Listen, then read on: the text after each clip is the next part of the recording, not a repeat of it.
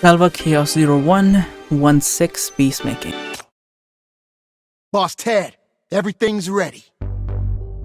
This guy looks like I don't know, he looks weird. Good. This is the head of the Sinner Bureau. We'll be counting on him to take down SALVA. Chief? Welcome! And who are these two pretty gals behind you? They are sinners.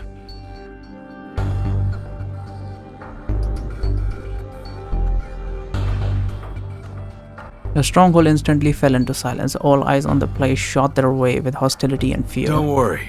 They can't disobey the Chief's order. The Chief isn't anyone ordinary. Really? Then aren't these monsters just like dogs on chains? They deserve this. Well done, Chief. Hecate is apathetic, but Hela is clearly hurt. She glares back at them and at you.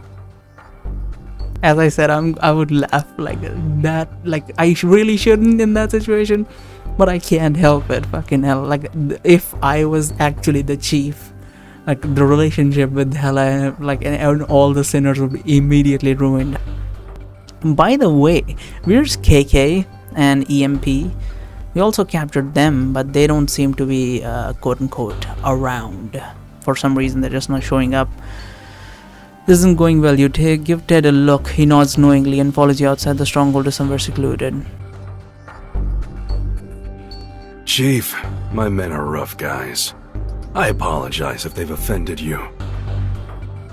Ever since seeing the controlling powers of the shackles, Ted has become very respectful of you, but this doesn't make you happy. It's not me, but my sinners they offended. Get your men to treat them respect. That's not possible. It's not me, but my sinners they offended. As a top-down effect, Ted's humiliation of the sinners has encouraged the men to follow suit.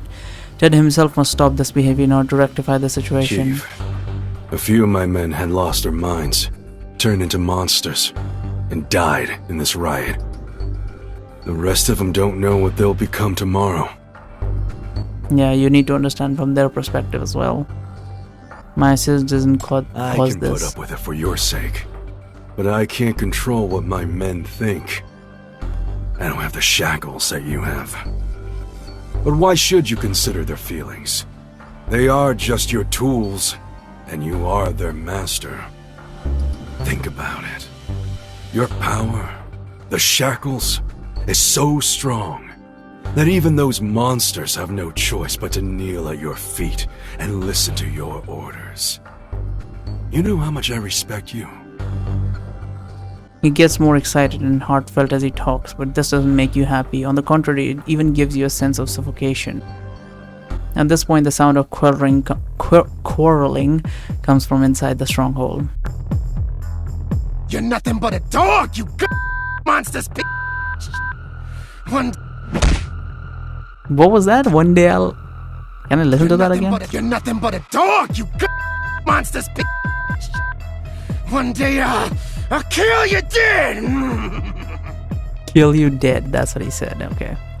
Now Hela forces the gangster down with her knee and punches him in the nose. Two other gangsters are lying next to her, eyes rolled back. Another gangster stabs him from behind. The girl's shirt rips and blood soon seeps out from her back. She tumbles but quickly holds her wobbling body up as she turns her fear face around. You wanna join in too? Come on! Let me take all of you! Huh? Hela locks eyes with you, and then she freezes for a brief moment before she soon returns to her fierce self, if not even more furious. She slaps away the hand you reach out to check her wound. Wow, you're disobeying the chief? That's it, come on! Use the shackles to teach you a hard lesson! You take a deep breath.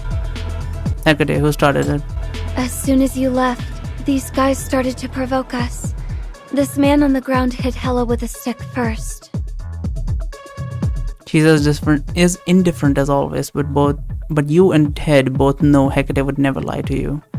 Looks like it's not our problem then, Ted. Chief, you rotten bastard! I knew you were up to no good with those rotten You are full of lies! If you don't discipline your dog, we will! You smile at the agitated gangsters and help Hella up. This time she doesn't slap your hand away but accepts it, dumbfounded. Has the wound on your back recovered yet? Soon.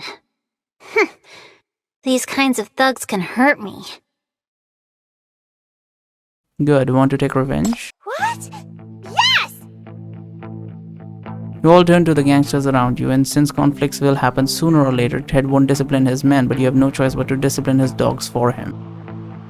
Boss! Help! Todd remains silent and pulls out a gun with a stern face as he walks towards you. Then with a swing of his hand, his gun smashes the back of the head of his lackey, who then passes out straight away. I'm ashamed of this, Chief. It won't happen again. I promise. It's always good to quit while you're ahead. You stop Hella, who's enjoying herself, and turn to Ted. I take our cooperation very seriously. You're different from the gangsters, but these are just trivial problems compared to the powerful enemies we both face. You guys need any power you can get. It's good to be honest before the final battle. You're right, Chief. A fight like this is more direct than a verbal argument. I can see you already know to socialize with the syndicates. Now I know how important they are to you. I'm very surprised, but I'll get my men under control.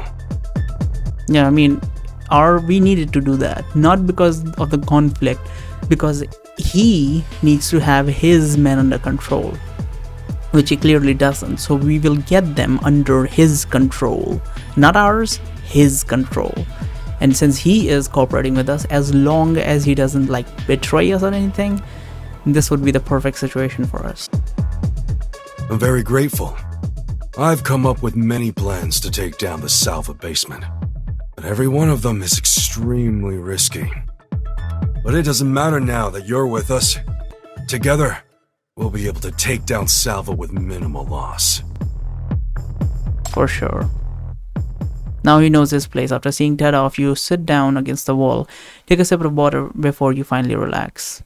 It wasn't necessary to go this far. In your position, you shouldn't have picked fights and shouldn't have taken unnecessary risk. No, it was definitely necessary. You need to understand, not every place you can have a diplomatic conversation and solve all the issues. Yeah, the trouble caused by those guys was too serious. Forgive him this easily? He's just playing along in front of you. Who knows what he actually thinks? What the hell is that in her hand? I think that's a pipe. That looks like a cistern pipe or something.